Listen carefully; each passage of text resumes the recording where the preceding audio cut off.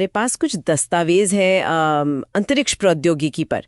देखते हैं कि कैसे इंसानी सोच ने सितारों तक पहुंचने के ये रास्ते बनाए। बिल्कुल। और ये स्रोत हमें दिखाते हैं कि कैसे वो शुरुआती दिनों से लेके सोवियत संघ अमेरिका और फिर भारत के आईएसआरओ तक ये सफर कितना दिलचस्प रहा है। हाँ, ये सिर्फ रॉकेट और सैटेलाइट की कहानी नहीं लगती है ना? नहीं, बिल्कुल नहीं। ये तो इंसानी जिज्ञासा, वो जो जुनून होता है ना कुछ कर दिखाने का, उसकी कहानी है। सही कहा। तो चलिए शुरू करते हैं। पहला मील का पत्थर क्या था, मतलब सबसे बड़ी चीज? वो था सोवियत संघ का स्पुतनिक 1, 4 अक्टूबर 1957। पृथ्वी का चक्कर लगाने वाला पहला मानव निर्मित उपग्रह। बस यहीं से स्पेस रेस शुरू हो गई थी, समझिए। अच्छा, स्पुतनिक 1। हाँ, और इसके फौरन बाद नवंबर 1957 में ही स्पुतनिक 2 गया, जिसमें लाइका नाम की एक डॉग थी, अंतरिक्ष में जाने वाली पहली जीवित प्राणी। ओह, एक कुत्तिया? सच में? हाँ। और फिर 1959 में उनका लूना 2, वो चांद पर पहुंचने वाला पहला मानव निर्मित ऑब्जेक्ट बना। उतरा मतलब लैंड किया। कमाल है। तो ये तो सब सोवियत संघ ने किया शुरू में। हाँ, शुरुआती बढ़त तो उनकी ही थी। और फिर उन्होंने इंसान को भी भेज दिया। इंसान को? हाँ, 1961 में यूरी गागरिन, वो पहले इंसान बने जो अंतरिक्ष में गए। और फिर 1963 में वैलेंटीना तेरेश्कोवा, पहली महिला अंतरिक्ष यात्री। तो ये था अंतरिक्ष युग का असली आगाज। लेकिन चांद पर पहला कदम, वो तो अमेरिकी मिशन था, है ना? अपोलो वाला। सही। अपोलो 11 मिशन, जुलाई 1969।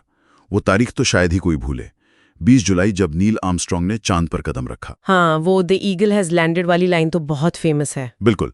और ये सब कोल्ड वॉर का टाइम था, तो एक तरह की रेस भी थी कि कौन टेक्नोलॉजी में आगे है। अच्छा, तो इस पूरी रेस के बीच भारत की कहानी कहाँ से शुरू होती है? भारत का सफर थोड़ा संभल कर शुरू हुआ। 1962 में INCSPR बना, भारतीय राष्ट्रीय अंतरिक्ष अनुसंधान समिति, डॉक्टर विक्रम साराभाई के नेतृत्व में। विक्रम साराभाई, हाँ, उनका नाम तो सुना है। हाँ, उनका विजन बहुत क्लियर था कि भारत स्पेस टेक्नोलॉजी का इस्तेमाल अपने लोगों के विकास के लिए करेगा, न कि सिर्फ रेस में शामिल होने के लिए। और फिर इसी सोच पर 1969 में 15 अगस्त को ISRO बना, भारतीय अंतरिक्ष अनुसंधान संगठन। ISRO? हाँ। अच्छा, तो ISRO का पहला बड़ा कदम कौन सा था? भारत का अपना सैटेलाइट। हाँ।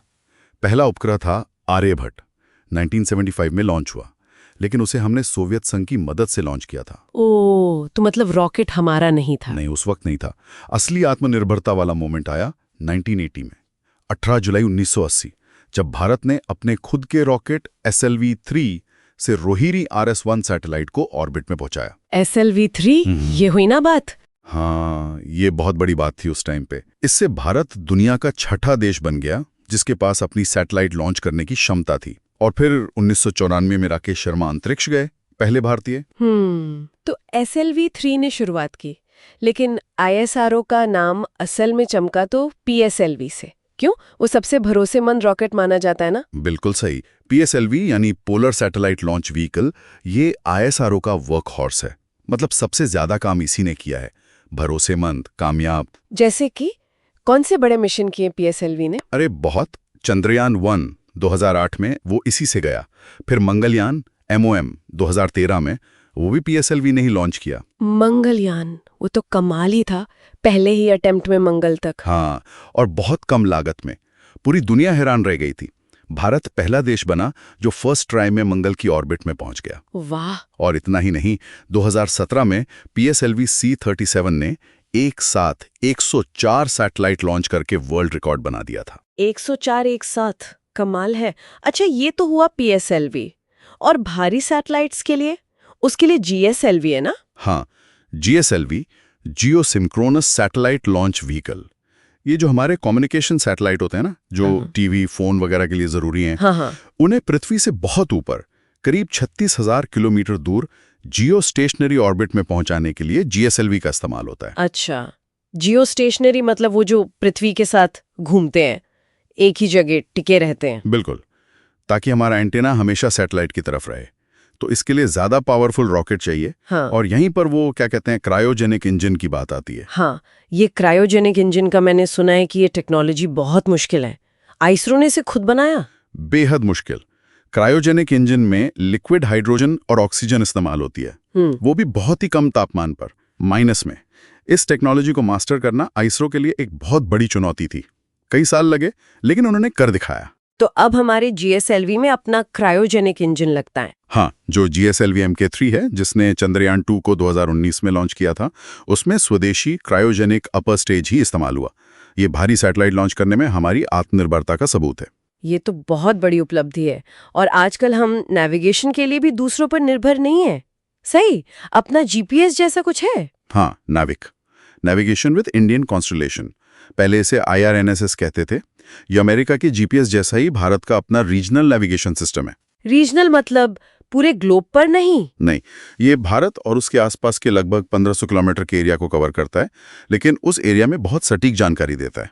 अच्छा, तो ये किस किस के काम आता है? सबके, सेना के लिए तो है ही, पर आम लोगों के लिए भी, जैसे गाड़ियों की ट्रैकिंग, समुद्री नेविगेशन, मछुआरों के लिए आपदा प्रबंधन में बहुत सारे इस्तेमाल है। अपना नेविगेशन सिस्टम होना स्ट्रैटेजिकली बहुत जरूरी है। भारत ऐसा करने वाला दुनिया का 5वां देश है। तो स्पुतनिक से शुरुआत, फिर चांद, मंगल और अब अपना नेविगेशन सिस्टम। ये सफर तो वाकई कमाल का रहा है। बिल्कुल। और सोचने वाली बात यह है कि ये टेक्नोलॉजी सिर्फ अंतरिक्ष तक ही सीमित नहीं रही। इसने जमीन पर हमारी जिंदगी को कितना बदला है। सही बात है। आज हम कम्युनिकेशन, मौसम की जानकारी, टीवी, मैप्स, यहाँ तक कि खेती और सुरक्षा, सब में स्पेस टेक का इस्तेमाल कर रहे हैं। हाँ, ये हमारी रोजमर्रा की जिंदगी का हिस्सा बन चुकी है। और अब आगे क्या? आईएसआरओ के अगले बड़े प्लान्स क्या हैं? आगे तो और भी महत्वाकांक्षी मिशन है, जैसे आदित्य L1, जो सूरज को स्टडी करेगा, और गगनयान, भारत का पहला मानव अंतरिक्ष उड़ान मिशन। गगनयान मतलब भारतीय एस्ट्रोनॉट्स भारतीय रॉकेट से अंतरिक्ष में जाएंगे। हाँ, यही लक्ष्य है। तो भविष्य तो और भी रोमांचक होने वाला है। ये सोचना ही दिलचस्प है कि अंतरिक्ष खोज का अगला बड़ा कदम क्या होगा। क्या हम दूसरे ग्रहों पर बस्तियां बसाएंगे या ब्रह्मांड के और गहरे राज खोलेंगे? और इस पे भारत की क्या भूमिका होगी? ये सवाल वाकई सोचने वाला है। बिल्कुल, ये एक ऐसा सवाल है जो हमें सोचने पे मजबूर करता है कि इंसानी क्षमता की हदें कहां तक।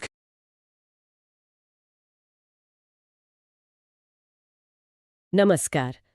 आज हम भारत की रक्षा तकनीक की जो यात्रा रही है, उस पर एक नजर डाल रहे हैं। नमस्कार। हमारे पास जो स्रोत हैं, वो काफी विस्तार से बताते हैं कि कैसे शुरुआत हुई, कौन से संगठन बने, मिसाइलें, टैंक, विमान और क्या अहम पड़ाव रहे। जी। तो आज कोशिश रहेगी कि स्रोतों के जरिए समझें कि भारत की रक्षा तकनीक का सफर कैसा रहा है और इसके क्या मायने हैं। बिल्कुल। और ये समझना जरूरी है कि ये सफर सिर्फ हथियार बनाने का नहीं रहा है, बल्कि आत्मनिर्भरता की तरफ बढ़ने का और एक रणनीतिक ताकत बनने का भी रहा है। स्रोत इस कहानी के कई दिलचस्प पहलू सामने लाते हैं। अच्छा, तो कहाँ से शुरू करें? शायद नींव से, संगठन वगैरह? हाँ, सही रहेगा।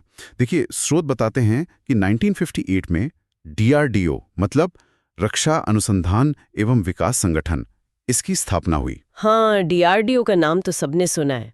ये तो मुख्य संस्था है। जी हाँ, बिल्कुल। ये भारत के रक्षा R&D की रीढ़ हैं, कह सकते हैं। और इसने शुरू से ही बड़े प्रोजेक्ट्स हाथ में लिए। जैसे कोई शुरुआती प्रोजेक्ट का जिक्र है? हाँ, है ना। स्रोत बताते हैं कि 1960 के दशक में ही प्रोजेक्ट इंडिगो शुरू हुआ था। ये एक सतह से हवा में मार करने वाली मिसाइल बनाने की कोशिश थी। अच्छा, 60 के दशक में? जी, ये दिखाता है कि शुरुआत से ही सोच बड़ी थी। और साथ में हेल है, हिंदुस्तान एरोनॉटिक्स लिमिटेड, जो विमान बनाती है। BEL है, भारत इलेक्ट्रॉनिक्स लिमिटेड, इलेक्ट्रॉनिक्स के लिए। ये सब मिलकर काम करते रहे हैं। ठीक है। फिर मिसाइलों की बात आती है। स्रोत IGMDP का जिक्र करते हैं। 1983 में शुरू हुआ एकीकृत निर्देशित मिसाइल विकास कार्यक्रम। इसे एक बहुत बड़ा मील का पत्थर बताया गया है। ऐसा क्यों? हाँ, IGMDP ये वाकई एक गेम चेंजर था। देखिए, इससे पहले हम मिसाइलों के लिए काफी हद तक दूसरों पर निर्भर थे। अच्छा। इस प्रोग्राम ने भारत को मिसाइल तकनीक में आत्मनिर्भर बनाने का रास्ता खोला और इसके तहत अब देखिए अलग अलग तरह की मिसाइलें विकसित की गई। कौन कौन सी? नाम है कुछ? हाँ, बिल्कुल। जैसे पृथ्वी है, वो जमीन से जमीन पर मार करने वाली। फिर अग्नि मिसाइल श्रृंखला, ये बैलिस्टिक मिसाइलें हैं। अग्नि तो बहुत सुना है, इसकी रेंज भी काफी ज्यादा है शायद। जी हाँ, अग्नि V की रेंज तो 5000 किलोमीटर से भी ज्यादा बताई जाती है। सोचिए जरा। बाप रे। फिर त्रिशूल है, सतह से हवा में। नाग है, एंटी टैंक मिसाइल। इसकी खासियत है दागो और भूल जाओ वाली तकनीक। दागो और भूलो मतलब एक बार लॉन्च कर दिया तो वो खुद ही टारगेट को ढूंढकर हिट करती है, आपको गाइड नहीं करना पड़ता। अच्छा। और आकाश मिसाइल है मध्यम दूरी की सतह से हवा में मार करने वाली। तो आप देखिए, एक पूरा परिवार विकसित किया गया अपनी जरूरतों के हिसाब से। ये तो सच में आत्मनिर्भरता की तरफ एक बड़ा कदम लगता है। बिल्कुल। ये सिर्फ मिसाइलें नहीं थी, ये एक तरह से रणनीतिक स्वतंत्रता का ऐलान था। और इसी में ब्रह्मोस का भी जिक्र आता है ना? वो भारत रूस का जॉइंट वेंचर है। हाँ, ब्रह्मोस वो एक सुपरसोनिक क्रूज मिसाइल है, मतलब आवाज की गति से भी तेज। अच्छा। और ये जमीन के पास नीचे नीचे उड़ सकती है, जिससे रडार के लिए इसे पकड़ना मुश्किल हो जाता है। ये दिखाता है कि हम न सिर्फ खुद बना रहे हैं, बल्कि जरूरी अंतर्राष्ट्रीय साझेदारियां भी कर रहे हैं। सही बात है। अच्छा, मिसाइलों से हटकर देखें तो स्वदेशी प्लेटफॉर्म्स मतलब विमान, टैंक्स वगैरह बनाने पर भी जोर रहा है। जी हाँ, बिल्कुल। आत्मनिर्भरता पर जोर साफ दिखता है। स्रोत कई उदाहरण देते हैं, जैसे तेजस, हल्का लड़ाकू विमान। हाँ, तेजस। इसका विकास तो काफी लंबा चला। हाँ, चुनौतीपूर्ण रहा, लेकिन आखिरकार ये स्वदेशी क्षमता का प्रतीक बना। इसी तरह अर्जुन टैंक है हमारा मुख्य युद्धक टैंक, और ध्रुव हेलीकॉप्टर, एडवांस्ड लाइट हेलीकॉप्टर। ये सब उदाहरण हैं कि जमीन और हवा दोनों के लिए स्वदेशी समाधान बनाने की कोशिश हुई है। अरे यहाँ तक कि सैनिकों के लिए बुलेट प्रूफ जैकेट भाभा कवच जो बार्क ने बनाया है, उसका भी जिक्र है। अच्छा, भाभा कवच, ये हल्का है क्या? हाँ, स्रोत बताते हैं कि ये काफी हल्का है। और एक मानव रहित टैंक मंत्रा का भी जिक्र है। वाह, मानव रहित टैंक भी। ठीक है, तो जमीन और हवा हो गया। अब जरा नौसेना की बात करें। समुद्री सीमाएं भी तो बहुत महत्वपूर्ण है। हाँ, नौसेना पर भी काफी ध्यान दिया गया है। प्रोजेक्ट 75 का जिक्र है स्रोतों में। प्रोजेक्ट 75? हाँ, ये क्या है? इसके तहत फ्रांस के सहयोग से स्कॉर्पियन क्लास की पनडुब्बियां देश में ही बन रही हैं, जैसी INS कलवरी। अच्छा, पनडुब्बियां। ये तो पानी के नीचे की ताकत बढ़ाती हैं। बिल्कुल। और फिर परमाणु क्षमता की बात आती है। भारत की पहली स्वदेशी परमाणु पनडुब्बी INS अरिहंत। हाँ, अरिहंत। इसका क्या मतलब है? मतलब महत्व क्या है? अरिहंत का मतलब है शत्रु का नाश करने वाला। और इसका महत्व यह है कि यह परमाणु हथियार ले जाने वाली पनडुब्बी है। इससे भारत को पानी के नीचे से भी परमाणु मिसाइल दागने की क्षमता मिल गई। ओहो, तो मतलब अब जमीन, हवा और पानी तीनों जगह से परमाणु हमला करने की क्षमता। जी, इसे ही न्यूक्लियर ट्रायड कहते हैं। ये बहुत बड़ी रणनीतिक क्षमता है। और साथ में INS विक्रमादित्य का भी जिक्र है, विमानवाहक पोत। वो पहले रूस का था, एडमिरल गोशकोव। हाँ, याद आया। वो हमारी नौसेना की पहुंच और ताकत को काफी बढ़ाता है। सही है। अच्छा, ये सब जो तकनीकी तरक्की हुई, इसके पीछे कुछ बड़े रणनीतिक फैसले या घटनाएं भी रही होंगी। हाँ, बिल्कुल। स्रोत पोखरण परमाणु परीक्षणों का जिक्र करते हैं। 1974 का स्माइलिंग बुद्धा और 1998 का ऑपरेशन शक्ति। हाँ, पोखरण तो इतिहास में दर्ज है। इनसे भारत एक परमाणु शक्ति बना। और हाल की बात करें तो 2019 का मिशन शक्ति, वो anti satellite missile test. Anti satellite मतलब सैटेलाइट को मार गिराने वाली मिसाइल? जी हाँ, दुश्मन के सैटेलाइट को अंतरिक्ष में ही नष्ट करने की क्षमता ये बहुत कम देशों के पास है। तो भारत अब उनमें से एक है। जी, ये एक बड़ी उपलब्धि थी। तो एक तरफ तो इतना जोर स्वदेशी पर है, खुद बनाने पर, लेकिन क्या हम अब भी बाहर से खरीदते हैं हथियार या तकनीक? हाँ, ये एक जरूरी सवाल है। और स्रोत बताते हैं कि हाँ, ऐसा होता है। देखिए, आत्मनिर्भरता तो लक्ष्य है, लेकिन सेना को फौरन जो चाहिए वो तो लेना पड़ता है ना। हाँ, बात तो सही। तो एक संतुलन साधा जाता है। जैसे फ्रांस से राफेल विमान लिए, रूस से सुखोई Su-30 MKI या मिग विमान लेते रहे हैं, इजराइल से बराक मिसाइल डिफेंस सिस्टम या फॉल्कन AWSAC रडार लिए हैं। तो ये एक तरह की मिलीजुली रणनीति है। बिल्कुल। स्वदेशी क्षमता भी बनाओ और जहां जरूरत हो वहां दुनिया में जो सबसे अच्छा है वो भी लाओ। समझ गया। तो अगर हम इस पूरी चर्चा को समेटें तो इन स्रोतों से भारत की रक्षा तकनीक की क्या तस्वीर उभरती है? क्या सार है इस यात्रा का? सार ये है कि भारत ने एक लंबा रास्ता तय किया है। शुरुआती दिनों में जब हम काफी हद तक बाहर पर निर्भर थे, वहां से लेकर आज हम खुद डिजाइन, विकास और उत्पादन पर जोर दे रहे हैं। मिसाइल तकनीक में आत्मनिर्भरता, नौसेना की बढ़ती ताकत, परमाणु क्षमता, ये सब इसके अहम हिस्से हैं। ये एक लगातार चलने वाली प्रक्रिया है जिसमें कोशिश है कि हम ज्यादा से ज्यादा आत्मनिर्भर बने और अपनी सेना को आधुनिक रखें। ठीक है, तो इस पूरी बातचीत के बाद एक सवाल मेरे मन में आ रहा है ये स्रोत ज्यादातर पारंपरिक हथियारों की बात करते हैं, मिसाइल, टैंक, विमान, जहाज। हाँ, लेकिन आजकल युद्ध के तरीके बदल रहे हैं। Cyber warfare, space warfare, artificial intelligence, इनका महत्व बढ़ रहा है। तो क्या लगता है, भारत की रक्षा तकनीक के विकास का अगला बड़ा फोकस इन नए क्षेत्रों पर होगा? इस पर सोचना चाहिए। ये बहुत मौजूद सवाल है और